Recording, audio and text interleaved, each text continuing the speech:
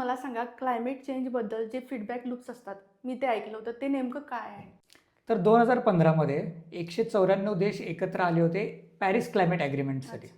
तर Paris climate ॲग्रीमेंटमध्ये असं decide झालं होतं की काही पण करून आपण जे ग्लोबल टेम्परेचर राईज आहे, ज्याला आपण ग्लोबल वॉर्मिंग म्हणतोय, ते आपण 1.5 डिग्री सेल्सिअसच्या आत रोखून ठेवायचं आहे. मग त्यासाठी 2050मध्ये आपल्याला नेट झिरो रीच करायचं आहे. नेट झिरो म्हणजे काय? मी जेवढं कार्बन उत्सर्जन करतोय तितकंच कार्बन ॲब्झॉर्ब पण करतोय. 2050मध्ये नेट झिरो अटेन करायचं आहे. मग त्यासाठी त्यांनी टार्गेट ठेवलं होतं 2030साठी काय तर. मग 2030मध्ये आपल्याला 46% कार्बन रिडक्शन करायचं आहे. ठीक आहे, इथंपर्यंत समजते? हां. तर 2030मध्ये 46% आपल्याला कार्बन रिडक्शन करायचं आहे, असं हे 2015मध्ये डिसाईड झालं होतं. त्यानंतर NDCs म्हणजे नॅशनली डिसाइडेड कॉन्ट्रीब्युशन्स असं सगळ्या देशांनी डिसाईड केलं.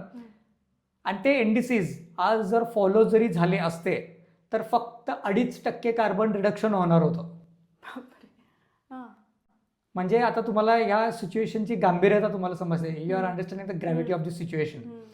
की आपल्याला कमी करायचं आहे 50% आणि सगळे कॉन्ट्रीब्युशन्स फॉलो जरी झाले असते तरी कार्बन रिडक्शन कमी होणार आहे फक्त 2.5%.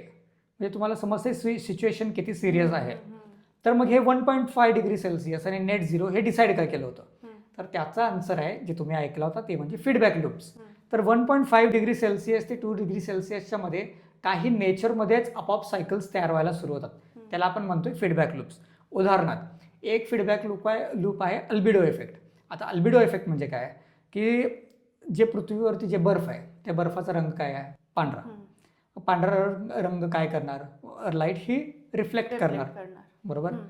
मग आता आपण मानवनिर्मित जे क्लायमेटची ग्लोबल वॉर्मिंग आहे त्याच्यामुळे काय होणार? बर्फ पहिल्यांदा वितळणार. बर्फ वितळल्यानंतर ना आतली सरफेस कोणती आहे? ब्राईट आहे का डार्क आहे? आतली डार्क आहे. डार्क आहे. मग डार्क सरफेस काय करणार? टेम्परेचर ॲब्झॉर्ब करून घेणार. मग टेम्परेचर ॲब्झॉर्ब झालं की आजूबाजूचं बर्फ पण वितळणार. एक सायकल सुरू झाली. म्हणजे टेम्परेचर राईजमुळं आईस मेल्ट झालं, आईस मेल्टमुळं अजून आईस मेल्ट होणार, असं एक सायकल सुरू झाली. असे बरेच सायकल्स आहेत.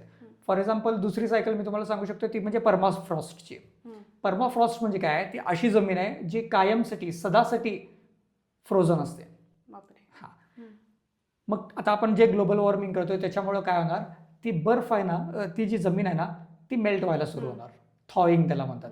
त्या जमिनीच्या आत जे पाणी वगैरे जे फिक्स्ड आहे ना ते मेल्ट व्हायला सुरू होणार. मग त्याच्यामुळं काय होतंय की तिथं हजारो वर्षांसाठी, लाखो वर्षांसाठी ती जमीन फ्रोझन आहे. ती मेल्ट झाल्यानंतर ना त्याच्या आतलं जे मिथेन आहे ते बाहेर पडणार. आणि methane is 86 times more potent than carbon dioxide. म्हणजे जर carbon dioxide 1 litre carbon dioxide जेवढं ग्लोबल वॉर्मिंग करणार तेवढं सुरुवातीच्या काही डिकेड्समध्ये मिथेन हे 86 पटीनं जास्त कार्बन डायऑक्साईड, जास्त 86 टाइम्स जास्त ग्रीन हाऊस इफेक्ट दाखवणार. Green house. हां. मग असे बरेच सायकल्स आहेत आणि याच्याबद्दल आपल्याला मीडियामध्ये वगैरे कुठंच जानकारी नाही आहे. आणि हे सायकल्स आता सध्या सुरू झालेले आहेत.